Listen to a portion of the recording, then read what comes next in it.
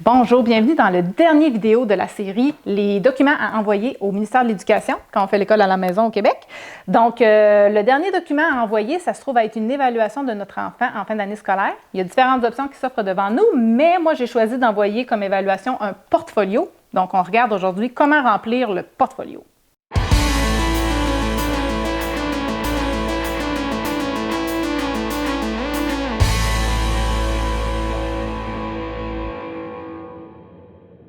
Allô, donc re-bienvenue dans notre série. Aujourd'hui, comme je vous disais, on parle du portfolio. J'ai parlé des autres documents qu'il fallait envoyer avant le portfolio tout au long de l'année scolaire dans mes autres vidéos. Si vous vous êtes intéressé, vous pouvez aller les voir sur ma chaîne YouTube ou cliquer sur le petit lien ici en haut.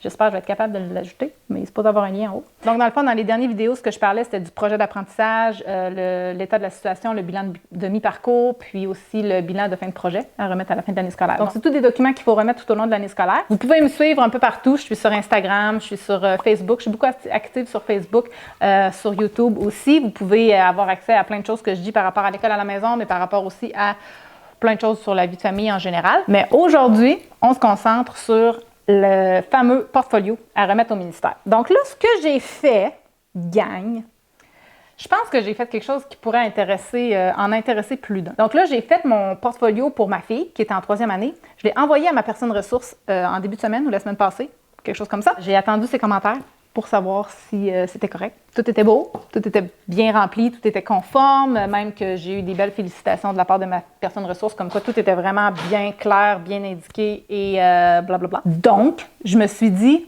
ce que je vais faire, c'est que je vais partager un gabarit de ce que j'ai créé avec tous ceux qui font l'école à la maison et dont ça les intéresse d'avoir quelque chose sur quoi se baser pour faire leur portfolio. Donc, si ça vous intéresse, rendez-vous sur mon blog. Le lien est dans la description sous le vidéo, familyonthemove.com. Vous allez trouver un gabarit sous format PowerPoint parce que tout le monde aime PowerPoint. Super facile à utiliser. Je n'aimais pas PowerPoint autrefois, mais maintenant, c'est rendu vraiment cool.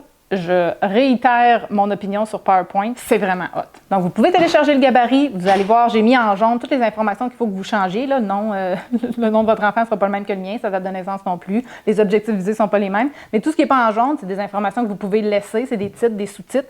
Puis, à partir de ça, là, soyez inspirés et remplissez un beau portfolio. Mais ceci étant dit, je vais quand même vous donner des petites directions pour qu'il soit vraiment bien rempli. Donc, première chose que vous faites pause sur la vidéo, allez télécharger le gabarit si ça vous intéresse, et puis, ou pas, si ça vous intéresse pas, vous pouvez juste écouter ce que j'ai à dire puis créer votre propre gabarit. C'est bien correct aussi, hein? C'est bien correct aussi. Mais sinon, vous pouvez aller le télécharger puis le suivre pendant que je vous parle. Donc, moi aussi, je vais aller l'ouvrir. Voyez-vous que je suis sur un ordi, il est à l'autre bout du monde, mais il est là.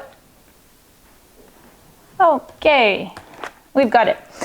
Alors, première chose. Dans le fond, le portfolio, ce que c'est, ça se trouve à être une preuve de la progression de votre enfant tout au long de l'année scolaire. Le ministère, ce qu'il veut recevoir, c'est soit un document électronique, soit un beau cahier que vous avez fait peut-être même boudiner, puis vous lui envoyez ça par la poste. Il y a différentes options que vous pouvez construire un portfolio, mais de toute façon, d'une manière ou d'une autre, ce qu'il veut recevoir, c'est vraiment des preuves de qu'est-ce que vos enfants ont reçu, que ce soit des photos, que ce soit des exercices qu'ils ont fait, que ce soit des témoignages, que ce soit des vidéo. Ce que le ministère veut, c'est vraiment voir ces preuves-là, puis il veut en voir plus qu'une par matière.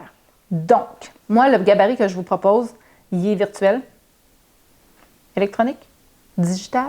C'est quoi le mot?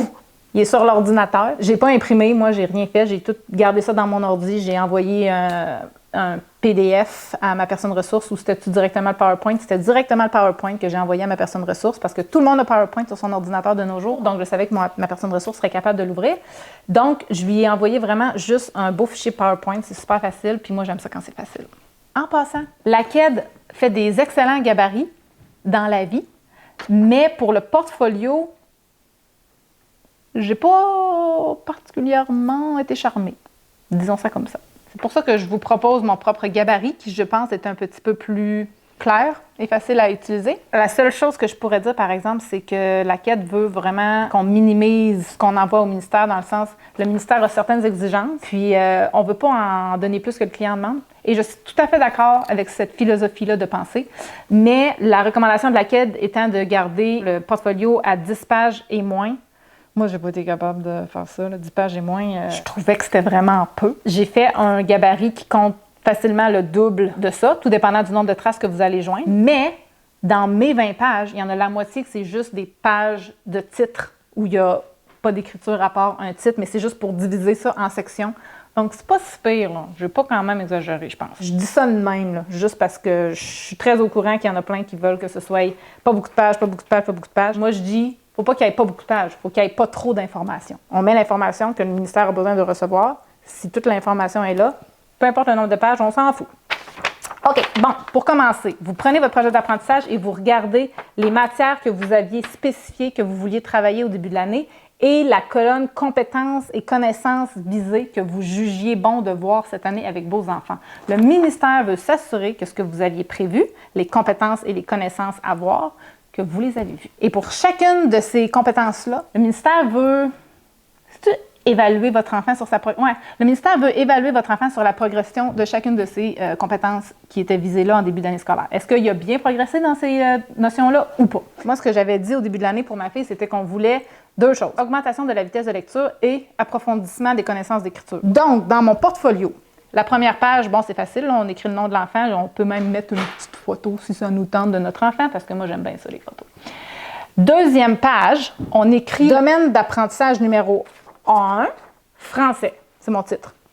Sous-titre, compétence visée numéro 1, augmentation de la vitesse de lecture. Et ensuite, je décris quelle a été la progression de ma fille dans son augmentation de vitesse de lecture tout au long de l'année scolaire. Fait que là, j'ai fait un beau petit texte, je vous le mets en exemple d'ailleurs dans le gabarit que vous avez téléchargé. Puis, on fait ça avec chacun des points. Fait que ça, c'est le premier paragraphe. Deuxième paragraphe, je vais mettre le titre, ça va être approfondissement des connaissances d'écriture. Parce que c'était la deuxième chose que je voulais voir progresser chez ma fille cette année. Donc, j'écris ça, puis j'écris un petit texte comme quoi elle a progressé dans ses connaissances d'écriture, de quelle manière elle a progressé selon moi. Moi, c'est comme ça que je l'ai fait. Puis là, à la page suivante, j'ai mis un titre qui s'appelle « Traces d'apprentissage » pour la première compétence, donc augmentation de la vitesse de lecture. Et puis là, j'ai joint des photos. J'ai joint des photos des exercices qui, tout au long de l'année, montrent une évolution, une progression dans ses compétences de lecture. J'ai fait la même chose. Page suivante, ça s'appelle un titre, « Traces d'apprentissage » avec, cette fois-ci, le deuxième point, « Approfondissement des connaissances d'écriture ». Page suivante, je mets des photos de plein d'exercices où elle a progressé en écriture. Et puis, c'est juste ça, gang. C'est tellement simple. Pour chacune des matières, on met le titre de la matière, tous les points qu'on voulait voir, une description de la progression et des traces d'apprentissage, des preuves de ce qui a été vu. Le plus difficile, c'est de joindre probablement des bonnes preuves d'apprentissage, des bonnes traces d'apprentissage. Et puis là, ben, c'est là qu'on se met à fouiller dans nos choses, dans nos exercices qu'on a fait pendant l'année, puis qu'on essaie de remettre ensemble ce qui est le plus évident, comme quoi notre enfant a progressé. Moi, ce que j'ai fait, c'est que tout au long de l'année, on a fait beaucoup d'exercices. Nous, on a marché beaucoup avec du papier. Fait que je me suis acheté une petite pochette là, au Escompte le compte. Vous pouvez trouver ça au Dollarama ou Walmart, je suis certaine. Dans chacune des pochettes, j'ai une matière. Donc ça, c'est mon français, ça, c'est ce qu'on a fait en mathématiques, ça, c'est ce qu'on a fait en sciences. Pas fait grand-chose en sciences côté écrit, c'était beaucoup plus des activités. Bref, ce genre de choses-là, j'ai tout divisé. Puis à chaque fois qu'on faisait des trucs en français, je mettais tout ça dans leur cartable. Ils faisaient des exercices chacun dans leur cartable. Puis une fois de temps en temps, ben, je vidais le cartable puis je classais ça dans les bonnes... par matière, en fait, pour être capable de me retrouver à la fin de l'année. Donc là, c'est ce qu'il faut que je fasse maintenant. Comme je vous disais, j'ai déjà fait le portfolio de ma fille, fait que j'ai déjà tout est envoyé, tout est beau, mais il faut que je fasse celui de mon garçon aujourd'hui. Donc, je vais le faire maintenant. On se reparle quand j'ai fini. En passant, n'oubliez pas, quand vous joignez des traces d'apprentissage, il faut absolument qu'elles soient datées et puis on commente aussi. C'était quoi notre but quand on a fait faire cet exercice-là à notre enfant? C'était dans quelle intention? Donc, c'est ça. N'oubliez pas de dater vos documents.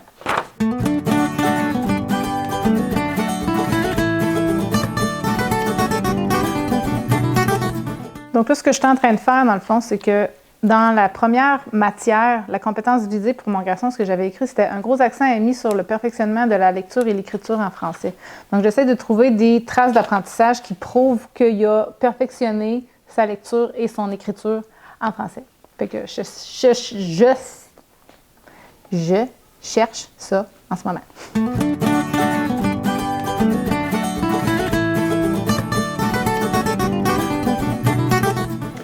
OK, donc ça va être pour le français. Maintenant, je vais faire la même chose pour les mathématiques. Lâche pas, Sab, lâche pas.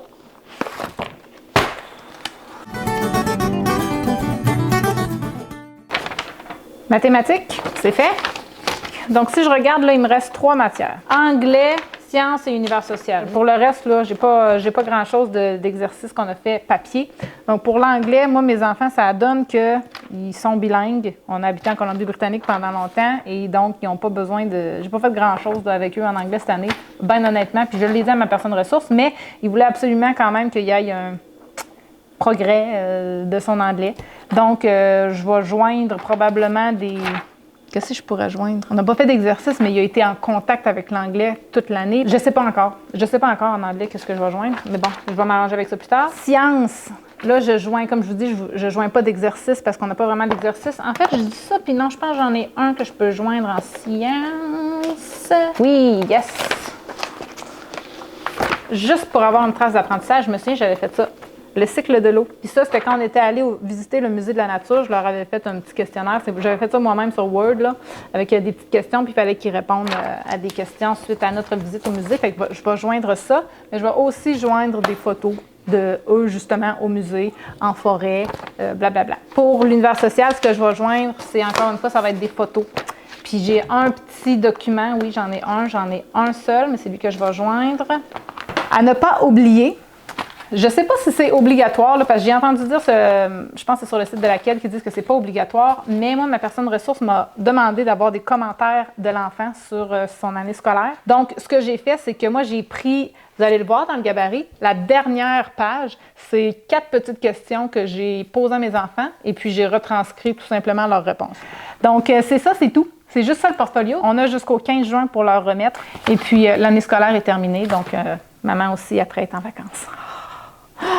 On le mérite, mesdames. On le mérite aussi. Sur ça, je vous invite à suivre ma chaîne en cliquant sur s'abonner ou subscribe ici sous la vidéo. Vous pouvez visiter mon blog aussi à familyonthemove.com où vous allez trouver le fameux gabarit que j'ai construit pour vous. Et puis autrement, bonnes vacances!